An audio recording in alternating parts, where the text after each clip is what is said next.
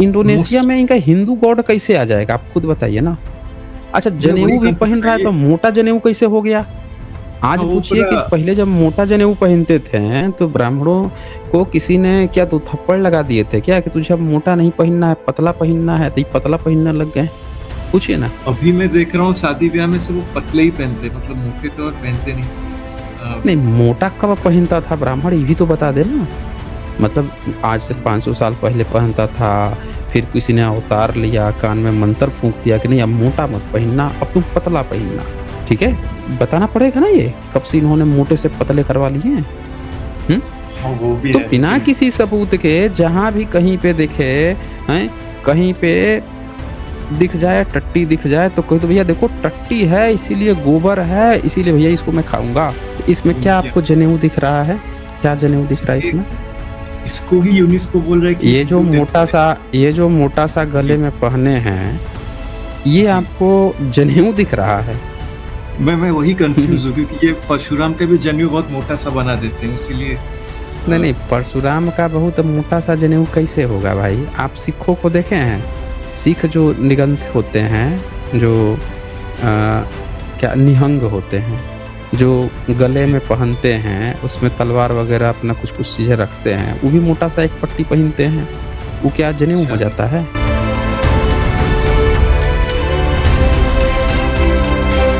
राधा वल्लभ कोई आए हैं। हाँ जी, राधा वल्लभ बताइए। जी सर, नमस्कार, मैं सुनाई दे रहा हूँ? हाँ जी, आप सुनाई दे रहे हैं, बोलिए। जी सर, मैं आपका वीडियोज़ रेगुलरली देख रहा हूँ, पर ये सर जो हिंदू का जो कॉन्सेप्ट है इनिशियली उसमें स्पेशली अपर कास्ट में ये जनेऊ का बहुत बड़ा मतलब स्थान है। मैं देख रहा था कि सर जो पुराने मूर्ति जो है मतलब जो एक प्रबंधन टेम्पल है इंडोनेशिया का जो 9th सेंचुरी एडी में बना है, उसमें सर बहुत सारे देवी-देवता हैं जो जनेऊ जैसा ही कुछ पहने खड़े हैं और ये एक अगस्त्य मुनि का भी एक मूर्ति है जो ऐसा लग रहा है कि वो जनेऊ पे नहीं खड़े हैं। तो फिर इससे कुछ साबित होता है क्या हिंदू पुराने होने का या फिर ये भी कुछ डाउटफुल नहीं, है? नहीं, वो बुद्धिज़्म की शिल्प कलाओं में आता है। जिसको आप मतलब जनेऊ जनेऊ समझ रहे हैं ना, जी, जिसको आप जनेऊ समझ रहे हैं, वो दरअसल 6ठी-7वीं सदी के बाद का है और 5वीं-6ठी सदी के बाद के ये जो दौर है, उसमें मूर्ति कला को उस तरह से दिखाया जाने लगा था। इसका हिंदू से कुछ लेना-देना नहीं है। ओके। वो मूर्ति कलाओं में आपको मिलेगा और बुद्धिस्ट कुछ मॉन्क होंगे, उनको भी पहनते हुए आप देखेंगे, पर इसका ब्राह्मणवादी से या ब्राह्मण से कुछ लेना-देना तब भी नहीं दिखता है। मतलब बुद्धिस्ट मॉन्क ये यज्ञोपवीत पहनते थे मतलब एक तरीके से नहीं, या फिर और देखिए यज्ञोपवीत आपका अलग शब्द हो गया। यज्ञोपवीत हो गया कि यज्ञ किया गया। यज्ञ करने के बाद से आपको वेद पढ़ने के लिए संस्कार किया गया, तब वो आपका यज्ञोपवीत हुआ। लेकिन ये जो शिल्प कला में जो आप पहने हुए अवलोकितेश्वर को देखते हो, अवलोकितेश्वर जी, का ही जी। आप बात कर रहे थे ना? हुँ? जी, अवलोकेश्वर थे, शिव भी थे और एक तरीके से ब्रह्मा और अगस्त्य मुनि भी थे। ये सब प्रबंधन टेम्पल में ही है। ये हुँ, यूनेस्को या हुँ, कौन-सा वेबसाइट में है? इंडोनेशिया की वेबसाइट है, शायद यात्रीकोने.com इंडोनेशिया प्रबंधन। हुँ। मैं शेयर करूँ और किसी वो आप शेयर भी कर सकते हैं, मैं भी निकाल देता हूँ आपको। से आप बहुत निकाल दीजिए तो। अच्छा, आप जी सर। निकालिए, निकालिए, मैं शेयर कर दूँगा। निकालिए। ओके, एक मैं स्क्रीन प्रेज़ेंट करूँ? हाँ, हाँ, स्क्रीन पे प्रेज़ेंट कर सकते हैं। बिल्कुल कर सकते हैं। मेरा यज्ञोपवीत श जो है ना ब्राह्मणों का, कभी भी पाया ही नहीं गया है। आप 5वीं-6ठी सदी से पहले किसी ब्राह्मण का पूछ लीजिए, भैया कहाँ है तुम्हारा यज्ञोपवीत? दिखा दें, स दिखा नहीं पाएँगे ये। सर कुछ शेयर हो बुद्धिस्ट रहा है ही सर? शिल्प कला है। हाँ जी, शेयर हो रहा है। ये सर एक यही है ना? वेबसाइट है सर इंडोनेशिया का ही है। इसमें अगस्त्य मुनि लिखा हुँ। है, ये प्रबंधन टेम्पल का है और इसमें एक यज्ञोपवीत जैसा है मतलब फिर ये हिंदू टेम्पल ही दिखा कहाँ रहा है पे क्या यूनेस्को में। चीज़ नहीं, क्या चीज़ यहाँ पे क्या यज्ञोपवीत है? ये वाला सर एक सुतली जैसा जो जा रहा है मतलब ये अगस्त्य नहीं, नहीं, मुनि का ऐसा है। एक थोड़ा-सा ज़ूम कर दीजिए इसको। Zoom 1 minute sir. इसको ज़ूम कर दीजिए। ये शायद एलिफेंट हेड बुद्धा बोलते हैं, गणेशा भी बोलते हैं। इसमें भी एक तरीके का है। से कुछ दिखाई नहीं, दे रहा वो है? अभी हम बता देंगे, अभी बता देंगे, उसको थोड़ा-सा आप ज़ूम कीजिए, दिखाइए ज़ूम किया उसको, सर, कहाँ पे क्या। तो इसमें ज़ूम क्या किया। आपको जनेऊ दिख रहा है? क्या जनेऊ दिख रहा है सर, इसमें? इसको ही यूनेस्को बोल रहा है कि ये जो हिंदू मोटा टेम्पल सा ये जो मोटा सा है। गले जी, में पहने हैं, ये जी। आपको जनेऊ दिख रहा है? मैं वही नहीं, कंफ्यूज हूँ क्योंकि ये परशुराम का भी जनेऊ बहुत मोटा सा बना देते हैं, इसीलिए नहीं, परशुराम का बहुत मोटा सा जनेऊ कैसे होगा भाई? आप सिखों को देखे हैं? सिख जो निगंथ होते हैं, जो क्या निहंग होते हैं, जो गले में पहनते हैं, उसमें तलवार वगैरह अपना कुछ-कुछ चीज़ें रखते हैं, वो भी मोटा सा एक पट्टी पहनते हैं। वो क्या जनेऊ हो अच्छा, जाता है? हुँ? ओके। और इसमें सर ये जो अगस्त्य मुनि लिखा है, अगस्त्य ये मुनि भी लिखा है ऐसा लेकिन कुछ? इसमें जनेऊ। अच्छा ये बताइए, जनेऊ जो है, वो जनेऊ कहाँ तक होता है? कमर के नीचे तक होता है। वही वही मैं सोच रहा था सर, ये हाँ। जनेऊ जो है वो कमर के नीचे तक होता है, लेकिन ये व्यक्ति जो पहना हुआ है, ये तो कमर से ऊपर है। इसका जनेऊ से क्या लेना-देना है? हाँ, वही भी हुँ? बात है सर। और एक ये चीज़ है, ये प्रबंधन टेम्पल में तो फिर ये यूनेस्को इसको हिंदू टेम्पल क्यों बोल रहा है? मैं वही कंफ्यूज्ड हूँ। इसमें इसमें बोल रहा है कि बिल्ट इन देखें, 10th century largest temple Shiva Indonesia. हाँ, तो ये इसने यहाँ पे लिख दिया ना, यहाँ पे बिल्ट इन 10th सेंचुरी, 10वीं सदी लिख दिया। फिर क्या लिखा? जी, largest temple compound dedicated to, यहाँ पे क्या लिखा? Shiva in Indonesia. सवाल है कि वहाँ पे शिवा लिखा मिला है या SIVA लिखा हुआ मिला है? ओके। उस समय क्या SH जो शब्द है, स और श शब्द था भी उस समय? वहाँ पे लिखा हुआ मिला भी है? हुँ? हाँ, अब इधर ये एसएचआई कर लिया है लेकिन। हाँ, ये देखिए यहाँ ब्रैकेट में डाल दिया ना, शिवा, विष्णु एंड ब्रह्मा। खुद से ये ब्रैकेट डाल के मार दिया इन्होंने। ओके। इन्होंने यहाँ पे नीचे क्या लिख दिया? ब्रैकेट में डाल दिया। फिर क्या लिखा? हिंदू डिवाइनिटीज़ लिखा ना यहाँ पे, हिंदू डिवाइनिटी। अब बताइए हमें कि इन्होंने हिंदू हिंदू में कैसे पता चला कि हिंदू है? वहाँ पे लिखा हुआ है कि हिंदू है? बताइए, इंडोनेशिया तो बुद्धिस्ट देश था ना? वही मतलब वही मैं वही तो इंडोनेशिया अभी हाँ, वो अभी तो बुद्धिस्ट है। लीडेन, देखिए लीडेन जो प्लेट आया है, लीडेन प्लेट, उसमें इंडोनेशिया का राजा था 10वीं सदी में, ठीक है? हाँ, और हाँ। लीडेन प्लेट में लिखा हुआ है ना उसमें कि इंडोनेशिया का जो राजा है, वो तमिलनाडु के राजा को साथ मिलके और बुद्ध का महाविहार बना रहा है भारत में। वो बुद्धिस्ट राजा है अच्छा, और हाँ, हाँ। भारत में भी बना रहा है। अब बताइए कि 10th सेंचुरी में वहाँ पे शिवा का टेम्पल बन रहा था बुद्धिस्ट देश में। कहानी गढ़ने लगे ये वही लोग। वही कंफ्यूज हो रहा हुँ? था कि क्या चल रहा है। मतलब मैं आप दोस्तों को पूछ रहा था, वो बोले कि देखो यज्ञोपवीत पहन कर है। मैं बोला ये वो ऐसा तो। यज्ञोपवीत कैसे है भाई? अच्छा, आप लोग का हर चीज़ इनका मिसमैच कैसे हो जाता है? कभी इनका वही शिव थोड़ा जो है टाइमलाइन वो मैच नहीं लिंग, करता है। टाइमलाइन भी मैच नहीं करता। 10वीं सदी में हिंदू कैसे हो जाएगा? भारत में कोई 10वीं सदी में हिंदू नहीं था, वहाँ हिंदू हो जाएगा? बताइए। वही। भारत में 10वीं सदी, इनकी नानी याद आ जाती है 10वीं सदी में भारत में कुछ दिखाने में। ये 10वीं सदी की लिपि भाषा नहीं जानते हैं, इंडोनेशिया में पहुँच गए। लीडेन जो प्लेट है, इस पर मैंने स्ट्रीम भी की थी। देखा था आपने?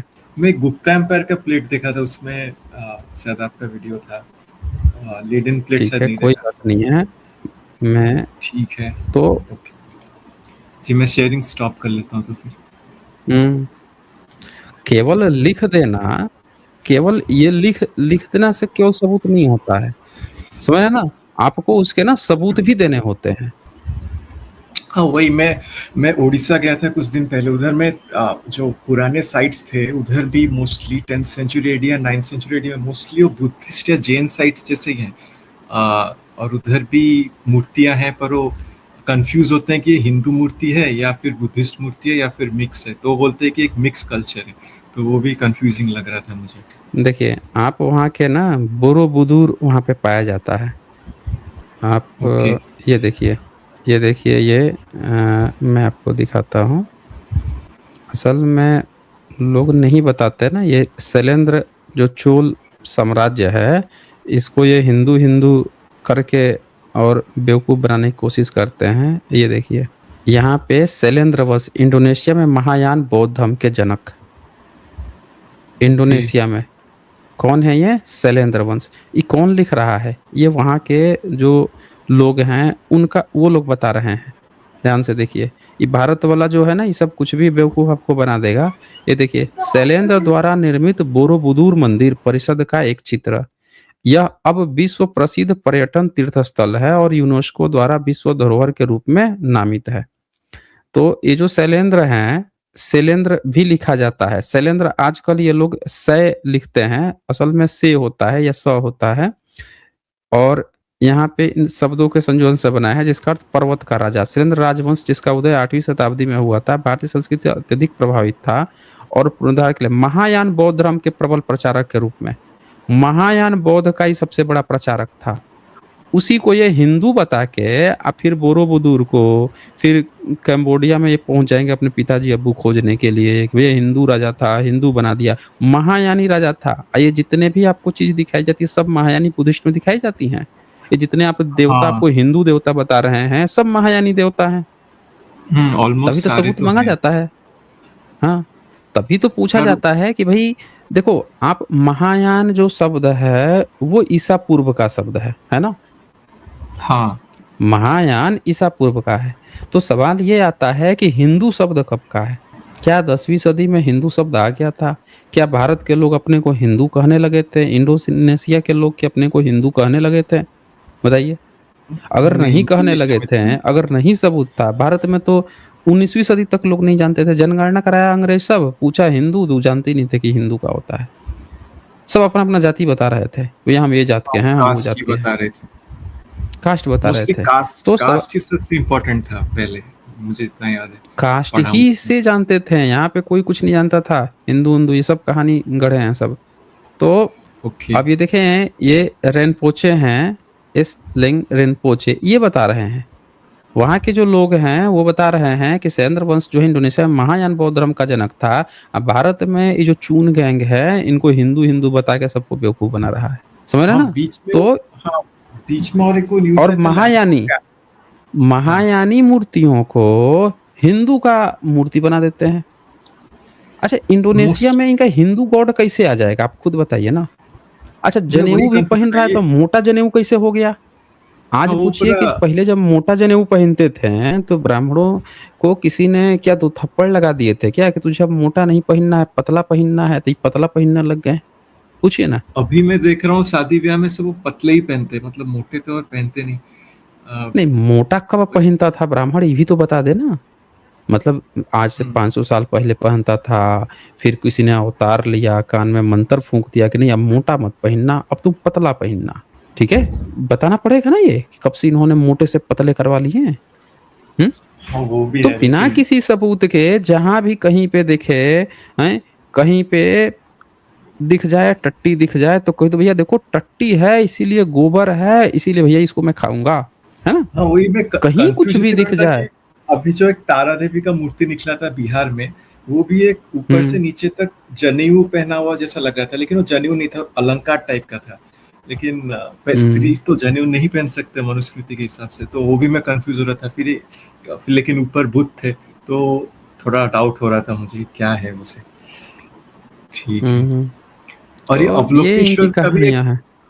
जो हाँ अवलोकेश्वर बोलिए। जो है बुद्ध में, जिनको विष्णु बोला जाता है हिंदू में, वो भी जो पुराने स्टैचू निकलते हैं अवलोकेश्वर में, वो भी कुछ मतलब ऊपर से नीचे तक उस तरीके का कुछ पहनते हैं, तो उससे लोग बोलते हैं कि देखो विष्णु है, पर बेसिकली उनका कान लंबे लंबे होते हैं जो बुद्ध को रिजेंबल करते हैं।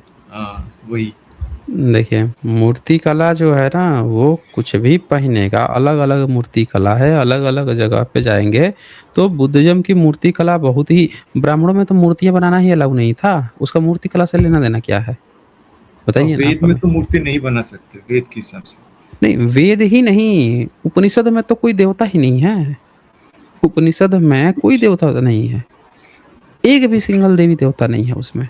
वो सबको इनकार कर देता है, कोई देवी देवता नहीं होता है, साफ खत्म है उसमें। उपनिषद में, वेद में मूर्ति के कहाँ चक्कर में पड़े हैं, शिवलिंग के कहाँ चक्कर में पड़े हैं? बोल दे कहीं उपनिषद में इनको कहा हो ला भैया लिंग की पूजा करना है, शिवलिंग की पूजा करना है, मूर्ति बनाना है ही नहीं।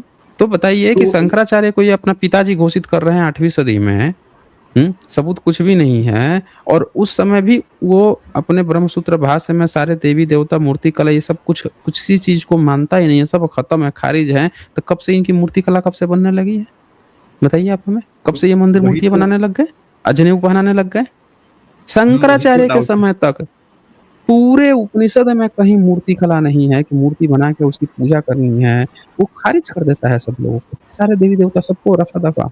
हुँ? Okay, okay. हाँ, ठीक है सर। तो ये बकलोली कर रहे हैं सब। इनके मनुस्मृति में शिल्पकला करने पर तो भैया नरक मिलता है, हैं? इनके वायु पुराण में नरक मिलता है अगर किसी ने शिल्पकला कर दी तो।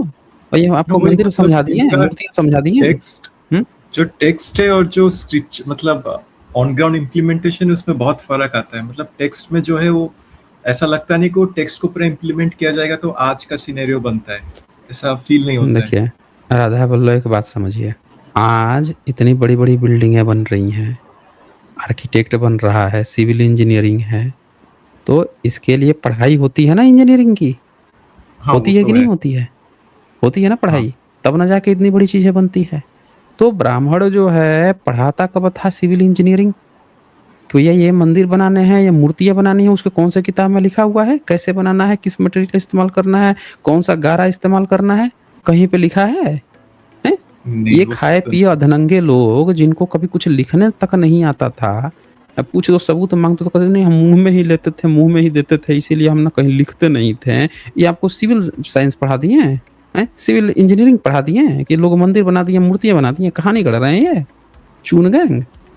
भई भारत वही में इनका शिल्पकला विजन होता करता है। था भारत के आम आदमी करता था, आम आदमी। और ब्राह्मण को संस्कृत के अलावा तो उसके लिए सारी भाषा म्लेच्छ भाषा थी। क्या लेना-देना था उससे? बताइए तो दोनों हाँ, का? वो हाँ, तो वो भी है जब मतलब इतनी वो बड़ी-बड़ी अब बताइए इतनी बड़ी-बड़ी इंजीनियरिंग आम आदमी कैसे बना देगा? ये जो इतने बड़े-बड़े विश्वविद्यालय खुले थे नालंदा, तक्षशिला, तेल्हारा, विक्रमशिला, ये तमाम इतने जो 100 से ज़्यादा विश्वविद्यालय खुले थे, ये सब क्या करते थे? हुँ?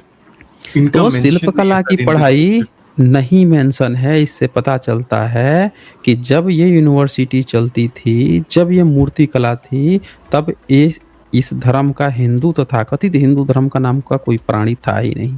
अगर होता तो ज़रूर मेंशन करता कि भई हमारे समय में बुद्धिस्ट के भी कुछ यूनिवर्सिटी थी, कुछ ये था, वो था, ज़रूर मेंशन में आ जाता। लेकिन हिंदू स्क्रिप्चर जो है, ब्राह्मणों का स्क्रिप्चर है, उसमें नहीं आता है, जिससे पता चलता है कि उसके बाद उसने लिखा है अपनी किताबें, मुस्लिम शासनकाल और उसके बाद लिखा है अंग्रेजों के शासनकाल में। चलिए, ठीक है। मतलब ओके। ठीक है सर, हुँ। धन्यवाद। हाँ जी, धन्यवाद।